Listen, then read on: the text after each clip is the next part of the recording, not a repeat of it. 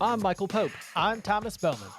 and this is Pod Virginia, the podcast on Virginia politics that has not fallen victim to a coup, at least not yet.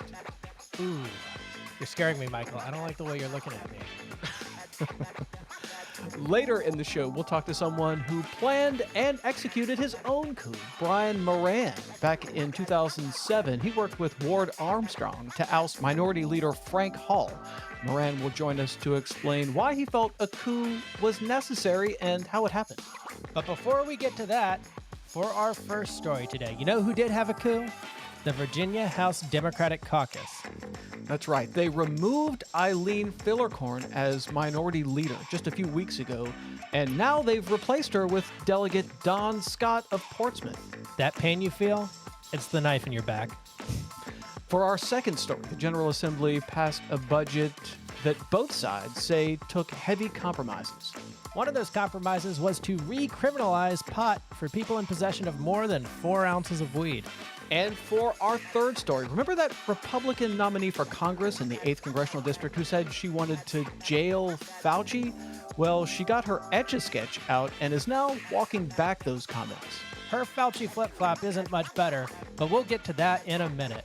Let's get into it.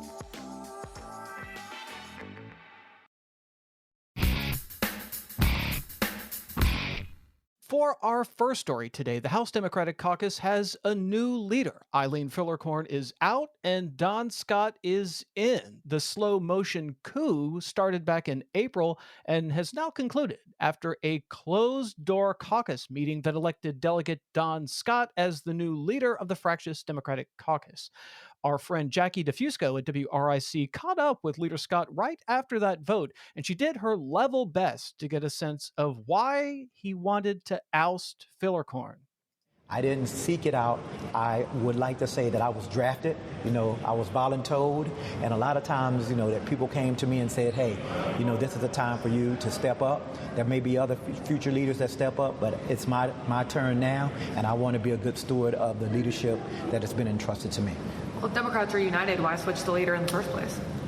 Just because we're united in our principle, it's not about the leaders, and that's the problem. We can't make this not about personalities, not about identities, but it has to be about our common and shared values, and that's why you have to stay focused on your common and shared values, and that's why I think the Democrats are 100% united behind our common and shared values, because the person doesn't matter. It's the values that matter. Was there any specific issues with Fillercorn that caused this? I have not.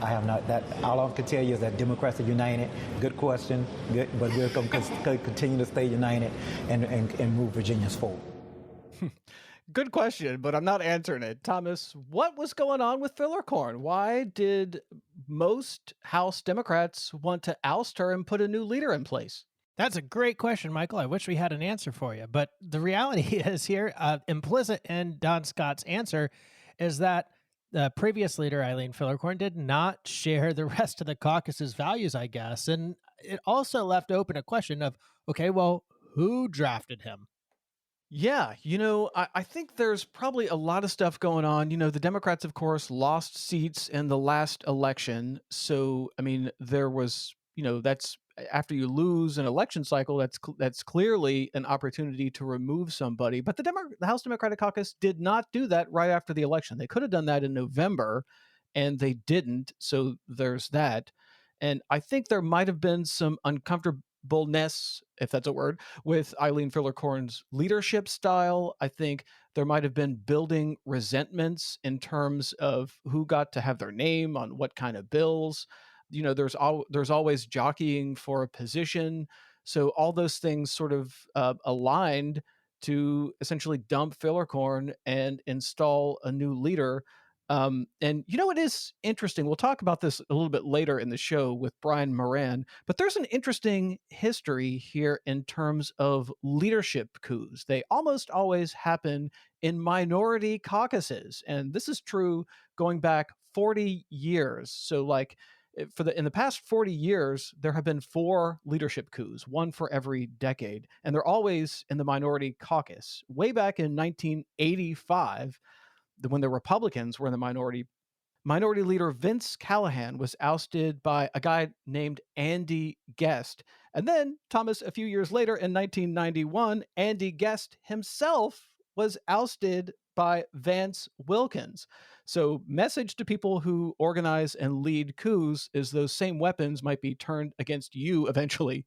And then when Democrats were in the minority in 2007, a minority leader, Frank Hall, was ousted by Ward Armstrong. We'll talk about that later in the podcast. And then, of course, this year, Minority Leader Eileen Fillercorn was ousted by Don Scott.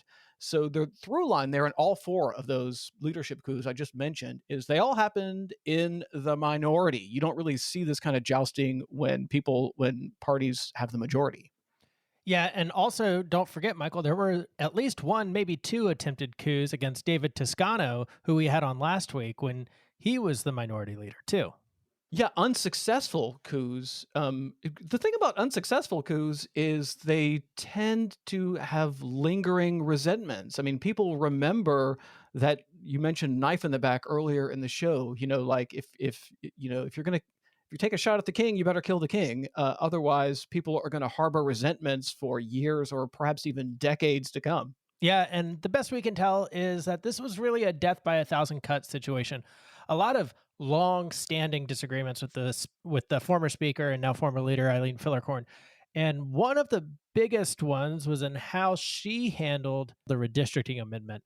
As best we can tell, that seems to be a source of a lot of disgruntled caucus members because of the number of them who now are either not going to be able to run for reelection, have a contested reelection with another incumbent member, or now they have to move. And that's a big pain in the butt if you're working on a long-term plan. I know that was a source of resentment. Another source of resentment with Fillercorn is that at the end of the last election cycle, wasn't there like $1 million that was unspent, left on the table? And you got a lot of Democrats who lost races who say, hey, you could have spent that money in my district. Yeah, although I'm told that money came in at the very end. So it does show up in the report, but 2 days before the election, you don't even have enough time to distribute it, much less have that person then spend it on something.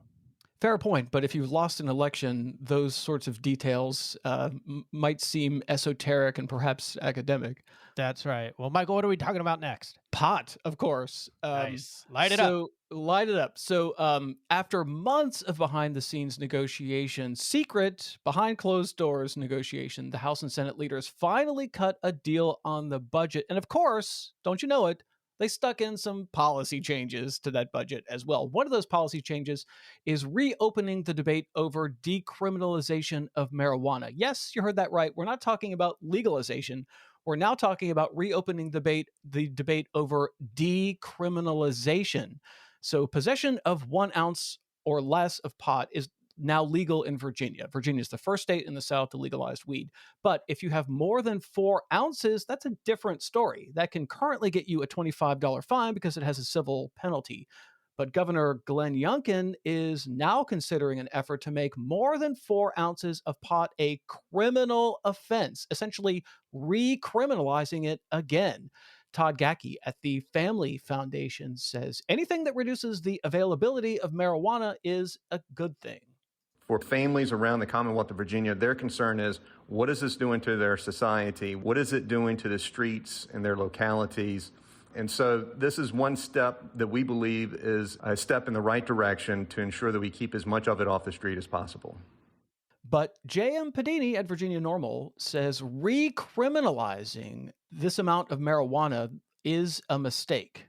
Rather than creating additional ways to criminalize Virginians for personal possession of a now legal substance, the General Assembly and Governor Youngkin could much better serve constituents by working to establish the remaining component of legalization, and that's establishing a legal adult use cannabis marketplace.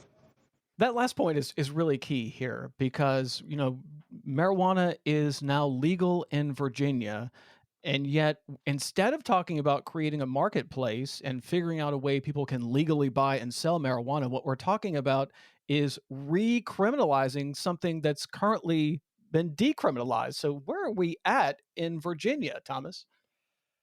Well, we're taking a step backwards, and I definitely disagree with your source from the Family Foundation there, because Michael, it's not marijuana on the streets, it's marijuana in people's homes, and they should be able to get it through a dispensary legally, and it's not being traded on the streets. That's the whole point.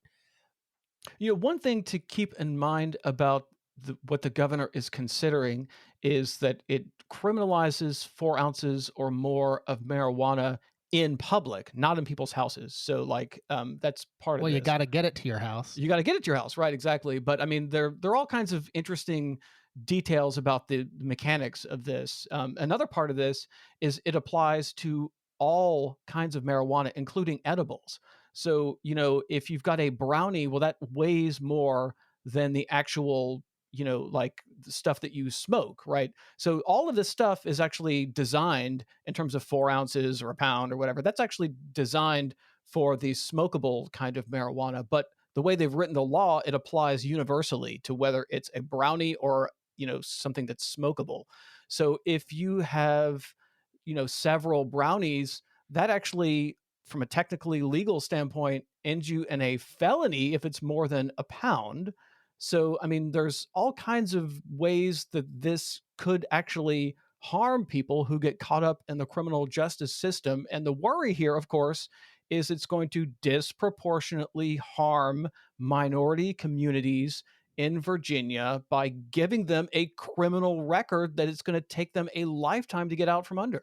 Yeah, and I suspect that the black community who typically vote Democrat are paying attention. When it came time to find areas for compromise to get a budget passed, the Democrats in the Senate, because that's who would have been responsible for saying yes, compromised by putting their own voters at risk for not being able to vote for them in the future. This seems really dumb, Michael. Well, one more news item before we get to our interview with Brian Moran. I want to return to the congressional candidate who wants to jail Anthony Fauci. This is the Republican candidate for the 8th Congressional District. That's by the way, the bluest of the blue congressional districts. It gave Joe Biden his largest margin of victory in Virginia, and it's where Republican candidate Karina Lipsman said this at a candidates forum last month. Personally, growing up in the Soviet Union, I never trust the government. So that's just my own thing. But we've seen this in the last 2 years with COVID and what the government has been pushing out in terms of propaganda. And so Fauci should be jailed. We all know that.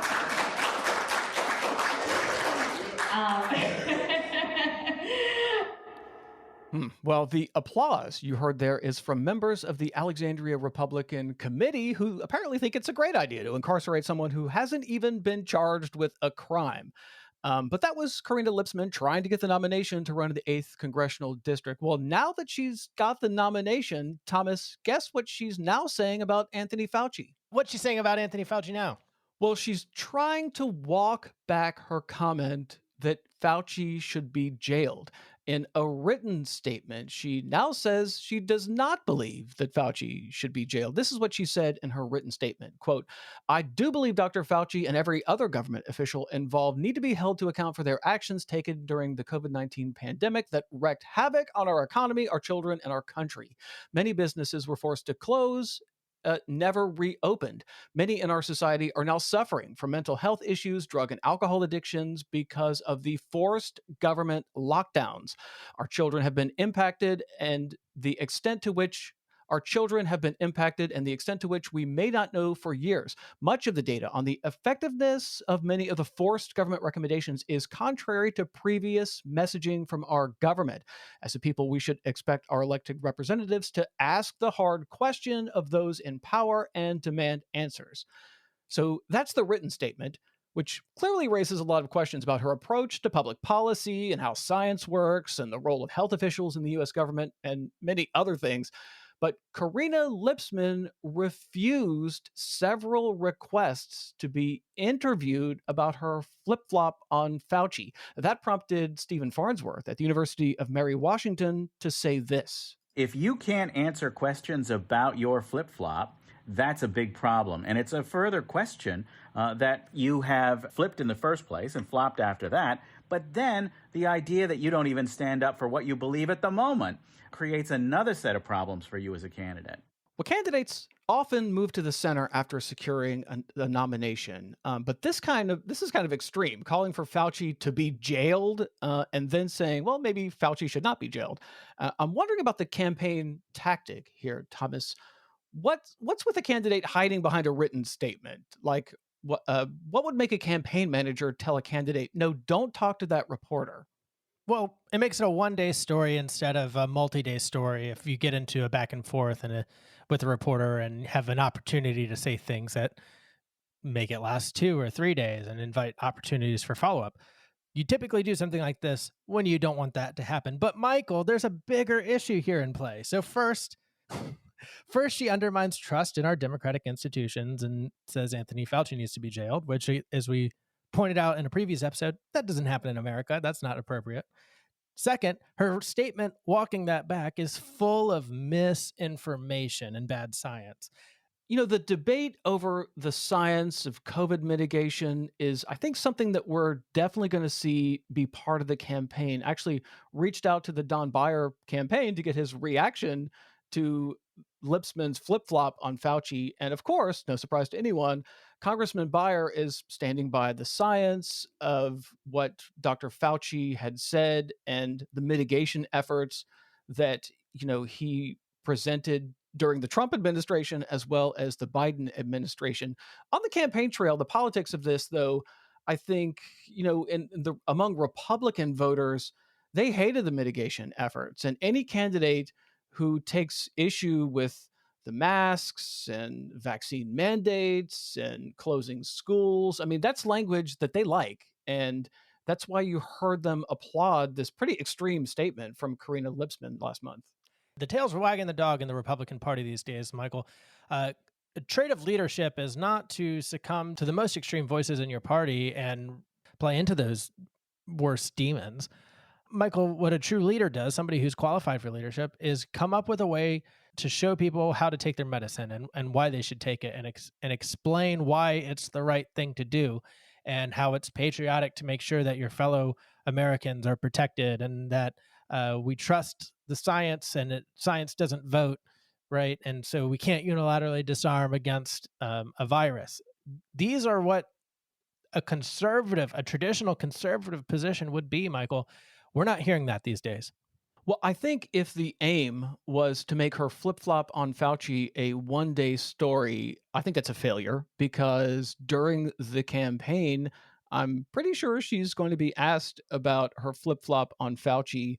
And it's kind of a no-win scenario for the candidate because, I mean, like people who supported the original statement are going to be mad that she no longer wants to jail Fauci. And people who agree with the current statement are going to wonder if she's really being sincere now, or, I mean, should they believe the current version of what she's saying, or should they believe the previous version of what she's saying?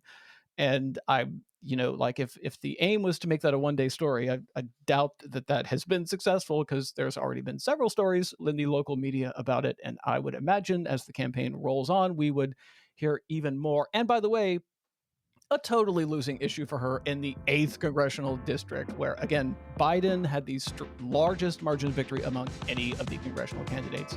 So, okay, let's take a break. When we come back, we'll talk about the coup that upended the House Democratic Caucus back in 2007. Former Secretary Brian Moran will join us to talk about his role in the effort to oust Minority Leader Frank Hall. We'll be right back.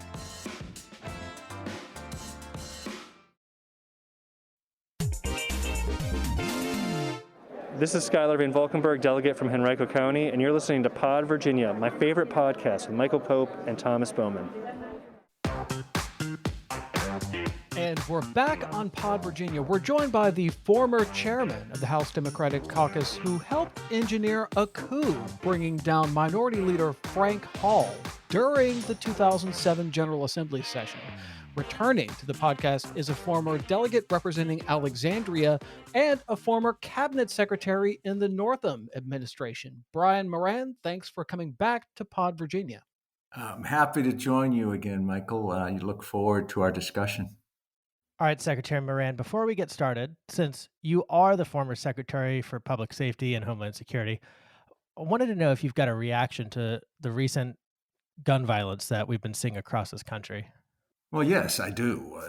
Gun violence and reducing gun violence was actually a passion of mine, and much of my legislation as a delegate involved guns and reasonable, implementing some reasonable gun control restrictions. And clearly, in 2019, under Governor Northam, we were able to pass 7 out of our 8 pieces of legislation. So one of those was the red flag law, and that now is being discussed on the national level. 20 states have it.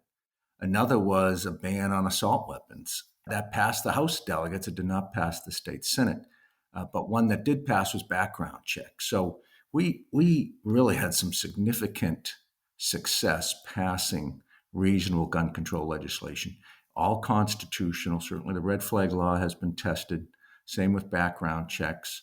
So the second piece of that, though, is getting into the communities, working with local communities to reduce gun violence, jobs, mental health. There's a whole another discussion that has to take place with respect to what do we do on the streets of Virginia and the streets of this nation to ensure disagreements, fights even, do not get settled by use of a firearm. And that's what a lot of if you talk to law enforcement, that's what you're seeing is that many of these, the combatants use firearms now because they're easily accessible, and that's just a terrible shame. So, yeah, I mean, obviously the school shootings are a horrible situation, terrible.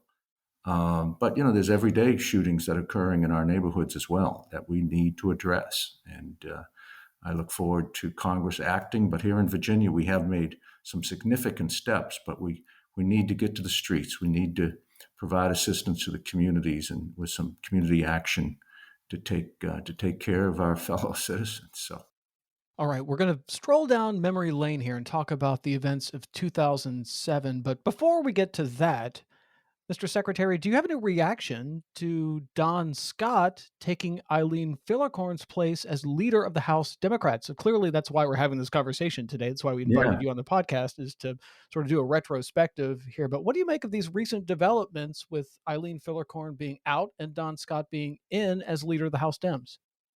Yeah, well, I certainly congratulate Don Scott. That is a meteoric rise. He was just elected, I believe, in 2019.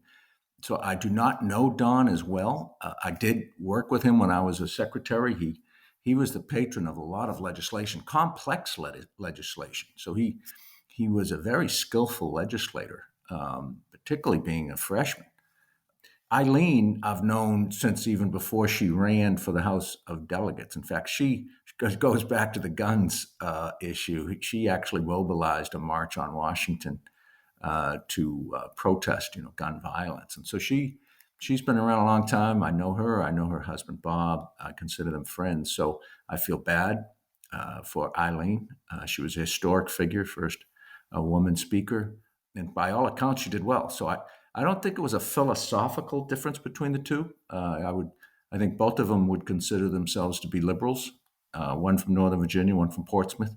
So, but I congratulate Don, Delegate Scott, now Leader Scott. He's proven to be a very capable legislator, and I hope Eileen sticks around. She's been a real asset for Virginia, and I have great respect for her. So, what are the responsibilities and expectations for a caucus leader? And actually, like, what distinguishes a good or an ideal leader from a poor leader? The House Democrats, even when we were in the minority, much of my 13 years in the legislature were in a minority status, which really stinks because you don't get to dictate. You don't get to dictate the budget. You don't get to dictate legislation. But it's like herding cats. Even if you're in the minority, you got folks from all over Virginia. You got different walks of life, different backgrounds, different agendas, and you try to create consensus. So, one, you have to be a very good listener. God created 2 ears and 1 mouth. So listen. But then also you have to be forceful, and you have to, in my estimation, be courageous. Sometimes you need to take. You got to lead with some courage, conviction. Now, specifically within the caucus and how these things work, what you look for are individuals who are eloquent on the floor. A minority leader or majority leader gets to, the speaker doesn't talk. The speaker's up there ruling and dictating. They're the man, they're the umpire, I guess. It's the people on the floor who speak. And so you're looking for someone who is eloquent and forceful, can speak well. That's why lawyers, typically you'll find lawyers, because they're litigators, they go to court, they're used to public speaking, they're used to going before a judge and advocating for a particular position. In our case, Ward Armstrong, we elected Ward in what Michael has referred to as a coup. Ward was terrific on his feet, just fabulous on his feet. And I think Don Scott has proven to be, in his short time in the legislature, has proven to be very good on his feet. He's a litigator. He's a lawyer, goes to court every day and works hard as a practicing attorney. So that's a terrific skill. But then you're only in session 45 days or 60 days. You got to recruit, you got to raise money. You got to articulate a message. You got to get out and about the Commonwealth. I was caucus chair, so I worked hand in glove with the minority leader at that time, Frank Hall, and then Ward Armstrong. So I traveled the state, raised money, and you take a lot of, you sacrifice a lot of time from your family. You sacrifice a lot of time from your business. So you have to be passionate about it. You have to be committed. You can't mail it in. This isn't part-time. You gotta work hard. So what the caucus, or either Republican or Democrat, what they're looking for as a leader is somebody who's willing to put in the time, put in the effort, and is somewhat charismatic. I think that is important. I mean, people follow someone who's charismatic in politics. They certainly vote for people who are charismatic. And you can attract others to run for office. You got to go into a district that's been held by a Republican. In my case, I'd have to go and say, hey, we'll finance you. We need you to run. And, you may not win. That's tough. You got to sacrifice 6 to 12 months of your life. You're going to work, knock on doors. You got to get called negative characterizations. And at the end of the day, you may not even win. So you need a leader who is charismatic, will put in the time, and will, make that commitment to the cause, which is, a majority in the House of Delegates. But then during the session, during the sessions, it's important to have a person that's on the floor who knows parliamentary procedure and is eloquent on the floor, who can debate, who can stand up against the other party. Whoever's on the other side of the aisle making an argument, he can get up, he can go toe to toe, and be persuasive. And that's why typically you find lawyers doing this, because they're used to doing that in the court of law. So I hope that helps kind of describe what in my experience, what has made good leadership. Okay, let's turn back the hands of time to 2007. The movie Transformers is playing at the Cineplex. Beyonce is all over the radio, and a young guy named Brian Moran is serving his 6th term in the House of Delegates, representing Alexandria. And there's trouble brewing in the Democratic caucus. You and Ward Armstrong are working behind the scenes to oust Minority Leader Frank Hall. Secretary Moran, take us behind the scenes. Why did you and Ward Armstrong want to get rid of Leader Hall? Ward, many of the reasons I've explained in terms of what we were looking for in a good leader, Ward possessed. Extremely bright, witty, terrific on the floor. Boy, was he great on his feet. He could get up. He could go toe-to-toe with any debater in the House of Delegates. So, over the course of time, 2001, I became the caucus chairman, and that was a tough year. I got elected in Alexandria, but we lost a lot of races. We went down, I think it was to 39 out of 100 members. And so it was this long drudgery about picking up seats. So 2003 election, 2005, in 2007, we actually ended up, by 2007, we got into the 40s. We were within striking distance. I think we were the high 40s, maybe 46 members. We were within striking distance of the majority. And in this case, I think it was more generational. Ward Armstrong and I were of a similar generation, same age. Frank Hall, wonderful guy. Nothing personal against Frank. He represented a Richmond area. He was seen as the old guard. He had been there from, I believe, the 80s. he was associated with the past regime of 1976 is when he was first elected. Well, there you Or go. when he Jeez. first joined, so that'd be 75. The election of 75, and so he came to Richmond in 76. Yeah, so he had been there 30 years then when he got ousted, 32 years. So yeah, I mean we were really was more generational. The old regime, wonderful people. They had been in the majority. Alan Dimenstein, Dickie Cranwell, Tom Moss was the speaker from Norfolk. But they ran things their way. They had been in the majority for years and years and years. And so there was a certain mindset about how things happened. And I think Frank was from that regime. And so, the Young Turks, good folks from Northern Virginia, Dave Marsden, Dave Bulliver, we and it turns out Ward and I were roommates, staying in Richmond. Ward was from Martinsville, South Side, still is South Side, Virginia. Me from Alexandria, of course. Politically, I was certainly more progressive than when Ward was from Martinsville. His district was not anything like Alexandria, for that matter. But we roomed together, and we did start to consider. We're getting close to the majority. It really is it's time for new blood in leadership, and so Ward decided to run, and we started to conspire, as you say, to round up the votes. And ultimately, we were successful. So help us understand what that means to build consensus to do that. So in the middle of session, it's pretty rare to change leaders, midterm, much less mid-session. So what were those conversations like? What kind of discussions might you have been having behind the scenes that in many ways, you mentioned it being a generational conflict. Well, we're kind of in a similar moment today with Don Scott and Eileen Fillercorn being, at least as far as the Democratic Party goes, different generations. So what are those calls like? Just logistically, you have to do it during the session because that's when everybody is together.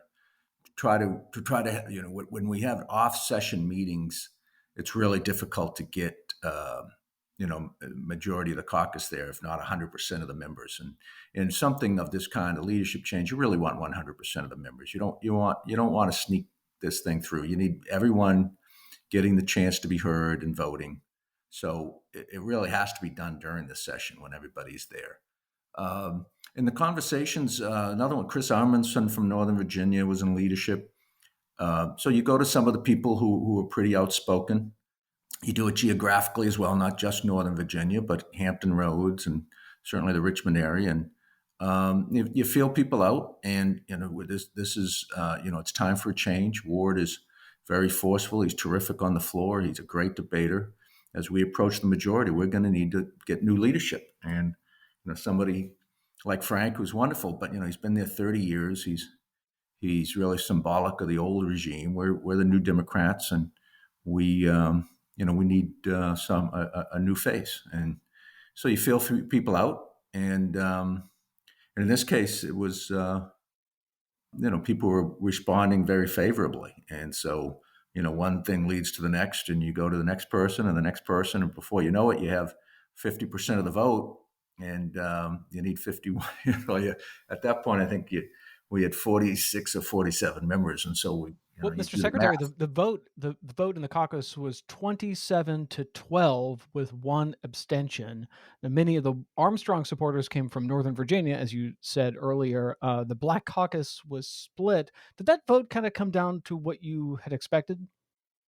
Yeah. I mean, you always, people tell you one thing and vote another one. It's anonymous. Just for example, and I won't use any names, but one individual said they were going to support Ward, and then we went to caucus, and that individual got up and nominated Frank Hall for leadership. So that vote we obviously had lost. But yeah, so you always want to err on the side of extra votes. I understand this latest one was by one vote. I'm surprised. I didn't remember what the vote was back in 2007. So thank you for the history lesson. But this recent vote, I think, was very narrow. But when they get in, they can do it anonymously. you're pretty anxious until those votes are counted. And so we did win. Now that you mentioned that 27-12, clearly we won, well over the majority. And so I feel good about that. But that was reflective of how people were feeling. It was time for a change. So, Secretary Moran, as long as I've been around and paying attention, at least, most of these caucus votes are done privately, and they're closed press. They're not open to the public. What's the strategic thinking behind that? I will say when I was caucus chair, we did open up the caucus meetings. You've done some stellar reporting on this thing, so you'll see we actually opened up the caucus meeting because we did decide, well, what are we doing in here that's so private? Why not we discuss legislation? We talk about the pros and the cons. Maybe this would be helpful for the press to come in and listen, and it'd help educate them. And also, we don't have anything to hide with respect to our positions, and we pretty much know where we're going on these issues. So we opened up the caucuses for a long time. I think the press stopped coming after a while because they weren't nearly as exciting as they had anticipated. But most caucus meetings, when you have an election, they do, and it may just be, you try to save people embarrassment or, things that are said you want to remain private. I do not know. I guess that has been a tradition, one that we observed in 2007. But we did make an effort to open up our caucus meetings, and we actually enjoyed that, having the press there. I love it. I hope the leadership is listening, because opening up these caucus meetings to the public and the press would undoubtedly be a good thing for everybody, and for transparency, and for the public and for the press and for everybody understanding what's going on. So, well, when you close them, you think, oh my gosh, there must be something really happening in there. But that it isn't. Frankly, there's a lot of discussion around bills. People try to explain their bills and their positions. There's some, there's some griping about what happened in various committees. Why did you vote against my bill? You're a fellow Democrat. Why in gosh name would you vote against my bill? You'd get all upset. So there's some of that, but most of the time it's pretty sort of boring. But we did open it up, and as my recollection is that the press decided that they were pretty boring and stopped attending. Most of these, like most things, if it's done in sunshine, you usually end up with a little better result. But it's not nearly as nefarious or as exciting as it might sound, but it does appear that way because it's behind closed doors.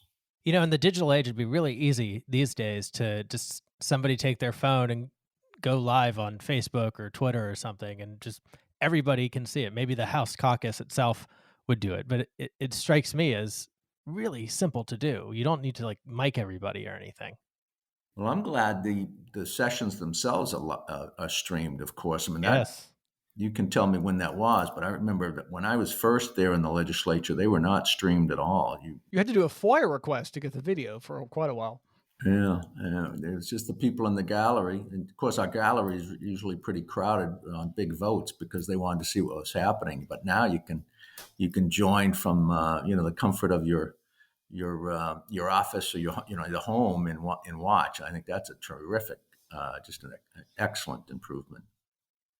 All right, Mr. Secretary, one more question, and then we'll let you go. Now, these coups, they tend to happen in minority caucuses. When Republicans were in the minority, they dumped their leader twice, in 1985 and then again in 1991. Now, your coup against Hall happened when the Democrats were in the minority. And now the latest coup, of course, is happening when the current Democratic caucus is in the minority. Why do you think minority caucuses are so fractious? Well, you've definitely developed a pattern. That's 444. Well, it's because, if you're in the majority, you're fat and happy, and your bills are getting passed and you're getting your budget amendments. It's nice. I was there briefly in the majority. In the minority, you're anxious. You're upset, particularly by the end of the session. Your bills have been killed. You're not getting the budget requests that you want. So you're tired and you're upset. You haven't had as much success, and I think that's probably one of the reasons the coups occur. I mean, it's you get a lot of unrest. In our case, I do think that there wasn't a whole lot of unrest about Frank Hall. I mean, I think Frank was respected and admired and much liked. It was really more of a generational change and one where we saw, the opportunity to get in the majority, and we wanted new, fresh, younger leadership. Well, that's all the time we really have for this week. Former Secretary Brian Moran, thanks for joining us and for teaching us how and why coups happen, and that becoming the leader of a caucus is a prestigious but thankless job. Thanks again. You're more than welcome. Thank you. Pod Virginia is a production of Jackleg Media. Our producer is Arian Ballou, our social media manager is Emily Cottrell, and our advertising sales manager is David O'Connell. Find us on Facebook or Twitter, subscribe wherever you get your podcasts, and hey, write a review on Apple Podcast. It really helps people find the show. We'll be back next week with another episode of Pod Virginia.